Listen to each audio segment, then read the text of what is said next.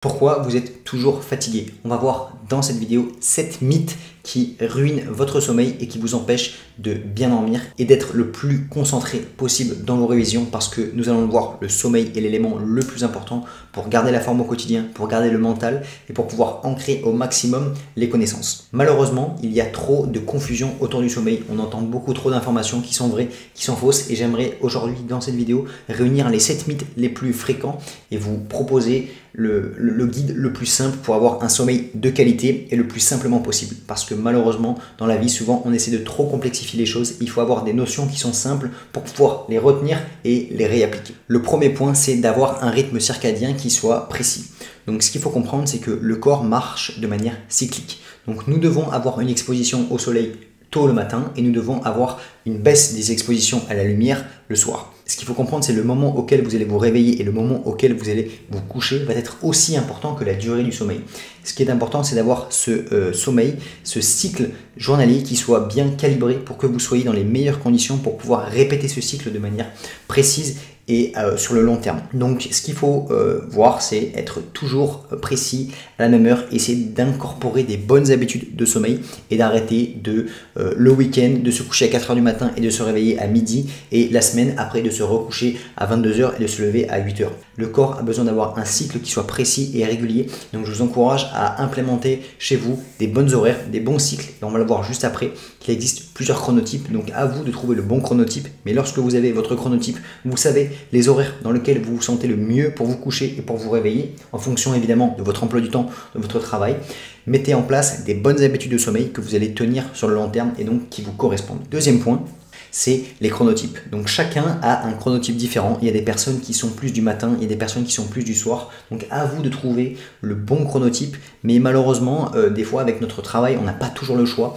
Donc c'est pour ça qu'il faut trouver la chose qui nous correspond le mieux. Mais si vous êtes plutôt du soir, c'est pas très grave de vous coucher à minuit et de vous réveiller à 8 h du matin. Par contre, si vous êtes plutôt du matin, c'est bien de vous coucher à 21 h, 22 h et de vous réveiller à 6 h du matin, il n'y a pas de problème. Mais ce que vous ne devez pas faire, c'est vous coucher à une heure ou vous réveiller à une heure qui ne vous correspond pas. Si vous n'êtes pas du matin et qu'on vous a dit dans une vidéo qu'il fallait faire la salle à 6 h du matin pour être le plus efficace possible et que pour vous c'est une corvée de vous lever aussitôt, ne vous forcez pas à faire ça. Moi personnellement, j'ai entendu plein de vidéos qui disaient que faire la salle, faire du sport trop tard le soir, empêcher de dormir, ce n'était pas bon. Moi tous les soirs, je fais mon sport de 21 h à 22 h 30. Lorsque je rentre chez moi, j'arrive à me coucher et à m'endormir rapidement, je suis dans de bonnes conditions. Pareil pour la salle de sport, on nous dit qu'il ne faut pas faire le sport le soir parce que vous avez utilisé toute l'énergie de la journée. Moi le matin, j'ai pas du tout envie d'aller à la salle et je me sens bien, je vais à la salle le soir, il me reste plein d'énergie, je me sens dans les meilleures conditions et après j'arrive à bien dormir. Donc si vous préférez aller à la salle le matin, si vous préférez vous les réveiller à 6 h du matin pour aller à la salle, faites-le. Si vous préférez vous réveiller comme moi à 8 h et après aller à la salle le soir à 21 h, il n'y a aucun problème. Mais il faut se connaître son propre chronotype et l'utiliser au maximum. Ensuite, le quatrième point, c'est le mythe des 8 heures de sommeil. Donc en fait, ce qu'il faut comprendre, c'est qu'en moyenne, nous avons déterminé qu'en moyenne, les personnes ont besoin de 8 heures de sommeil. Mais ça, c'est comme les chronotypes. C'est-à-dire qu'il y a des chronotypes plutôt du matin et du soir. Et pareil, il y a des personnes qui ont besoin de 6 heures de sommeil et il y a des personnes qui vont avoir besoin de 10 heures de sommeil. Mais vu qu'en moyenne, c'est 8 heures, on s'est dit qu'il fallait au moins 8 heures. Mais ça, c'est pareil, il va falloir vous connaître. Lorsque vous dormez 8 heures, vous êtes en forme, c'est que ça suffit pour vous. Si, imaginons que vous avez besoin de plus de temps dans votre journée et que vous décidez de dormir 7h30, mais que lorsque vous dormez 7h30 de sommeil, malheureusement vous n'êtes pas en forme, c'est qu'il vous faut 8 heures. Donc n'essayez pas de troquer du sommeil, n'essayez pas de vous dire il faut 8 heures, c'est bon. Si vous avez besoin de 9 heures et que si vous dormez 8 heures, vous ne vous sentez pas en forme, ça veut dire que vous avez besoin de plus de sommeil.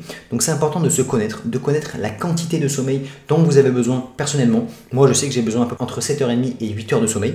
Quand je suis dans ces horaires-là, je suis très bien. Si je suis en dessous de 7 heures, ça va pas du tout. Si je suis au-dessus de 8 heures, 8h30, pour moi, ce n'est pas plus bénéfique. Donc, je me connais, j'essaie de dormir à 8 heures. Je me couche vers 23 h, 23 h 30 et je me lève aux alentours de 7h30, 8 heures. Ça me fait mes bonnes heures de sommeil. Il y a certaines personnes qui vont se coucher à minuit et qui vont se lever à 6h30 et qui vont être parfaitement en forme. Ne pensez pas que vous devez avoir obligatoirement besoin de 8 heures de sommeil. Ça va dépendre des personnes. Mais il est vrai que de manière générale, si vous avez 8 heures de sommeil, dans 90% des cas, ça va largement vous suffire. Voilà, donc c'est un bon taux, mais ça doit être adapté adapté aux différentes personnes et aux différents chronotypes. Ensuite, il y a le mythe de se réveiller toujours à la même heure. Donc effectivement, comme je vous ai dit, c'est bien d'avoir un rythme précis de sommeil. C'est important d'être calibré et d'avoir entre guillemets toujours les mêmes heures et les mêmes heures de coucher et de réveil.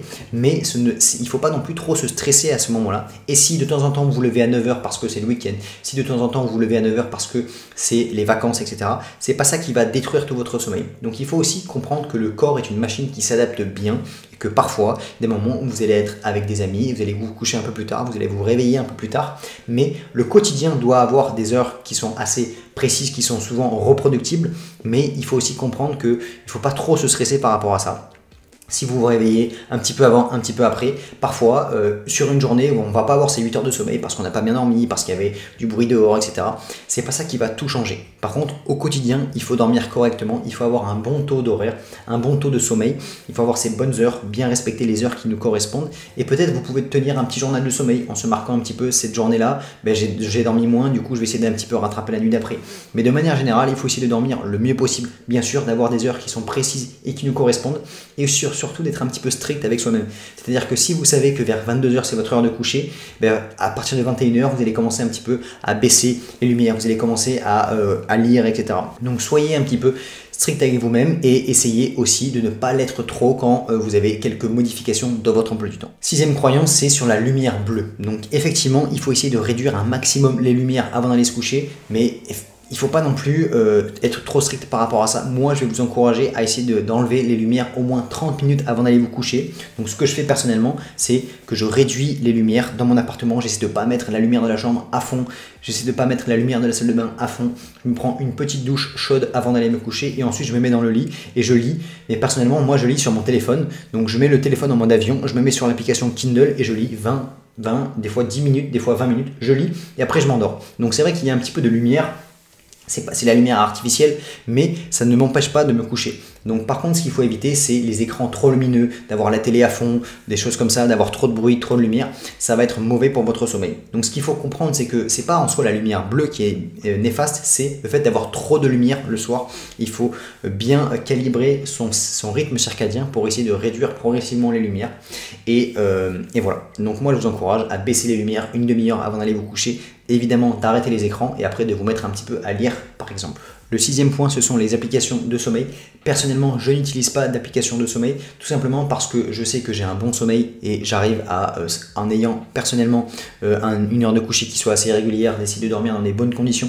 J'ai déjà fait une vidéo pour dormir dans les meilleures conditions, mais ce que je vous encourage, c'est d'essayer de dormir sans bruit. Donc moi, personnellement, j'utilise des boules caisses, mais c'est pas obligatoire, mais essayez de dormir sans bruit, d'avoir très peu de lumière. Il faut essayer de dormir dans le noir le plus possible. Donc moi j'ai investi dans des rideaux occultants, d'avoir un bon matelas, d'avoir un bon oreiller, voilà. Donc n'hésitez pas à investir dans votre sommeil, mais je vous conseille plutôt d'investir dans votre sommeil plutôt que dans une application de sommeil, tout simplement parce que à la fin de votre nuit, elle va vous donner un score, et si vous avez un mauvais score, vous avez l'impression que vous dormez mal.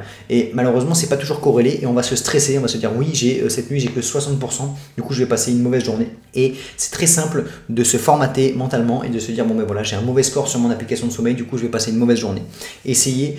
Moi personnellement j'en ai pas, ça peut être bien d'en avoir une, c'est pas mauvais en soi, mais ce qu'il faut c'est plutôt se concentrer sur ses ressentis plutôt que d'être trop se focaliser sur les scores qu'on va nous donner. Ensuite le 9e mythe, c'est le sommeil polyphasique. Bon alors ça c'est vrai qu'il y a eu, c'est un moment Cristiano Ronaldo qui en parlait, qui dormait 3 heures, qui faisait ces trucs, après qui redormait 3 heures, etc.